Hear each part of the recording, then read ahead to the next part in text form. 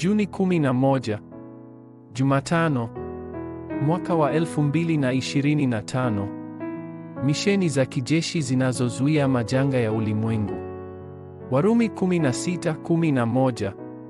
Nisalimieni Herodioni, jamaa yangu. Nisalimieni watu wa nyumbani mwa Narkiso walio katika Bwana. Unafikiri ni kwa nini Mungu alimtuma Kristo na kukuambia ufanye pekee? Kwanza, hii ilikuwa ni kuondoa majanga ya zamani ambayo hayatatoweka. Ili kutimiza hili, lazima ujiangamize mwenyewe, Wanefili, mnara wa Babeli, dini, sanamu, mahekalu, pamoja na mitego ya ngome na falme. Ni lazima ujikomboe kutoka katika hali ya utumwa, mateka na taifa lililotawaliwa katika ukoloni chini ya giza. Imani ya Wayahudi katika hali yao ya kuwa taifa teule, itikadi yao ya kimasihi na wazo la kwamba Yehova Mungu ni wao tu ni lazima iponywe. Wakati kanisa la kwanza lilipopoteza kushikilia Injili, Mungu alihamisha kinara cha taa hadi Antiokia. Hili likawa balaa. Tangu wakati huo na kuendelea, matatizo ya kiroho yaliendelea kutokea na ulimwengu mzima ukabadilika kuwa ngome na ufalme wa giza. Pili, hii ni kuzuia majanga yajayo. Baada ya Roma kupata Injili ilififia na kusababisha kuongezeka kwa mpinga Kristo ulimwenguni na kuwasili kwa majanga makubwa. Hili basi litapelekea uzao kuporomoka na milango ya kanisa kufungwa.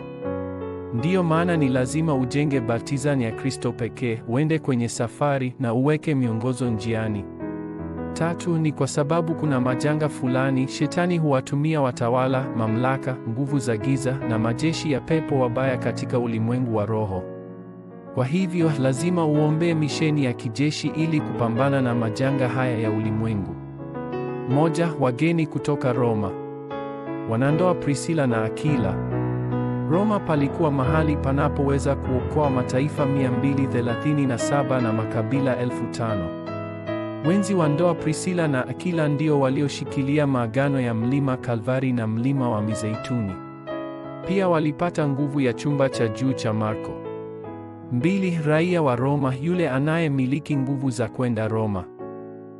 Paulo alikuwa chombo kiteule cha Mungu kusimama mbele ya watu wa Israeli, mataifa na wafalme. Alikuwa ni mtu aliyeujua ufalme wa Mungu, alifungua kumbi 3 na kuona uinjilisti wa Roma. 3. Jamii ya Narkiso, jamaa wa mfalme wa Kirumi. Katibu wa siri, unaposhikilia agano, haijalishi shamba linaweza kuonekana kuwa dogo jinsi gani, kazi za Mungu zitatokea kabisa. Ikiwa kweli unashikilia Injili iliyo sahihi, hakuna anayeweza kuzuia hili.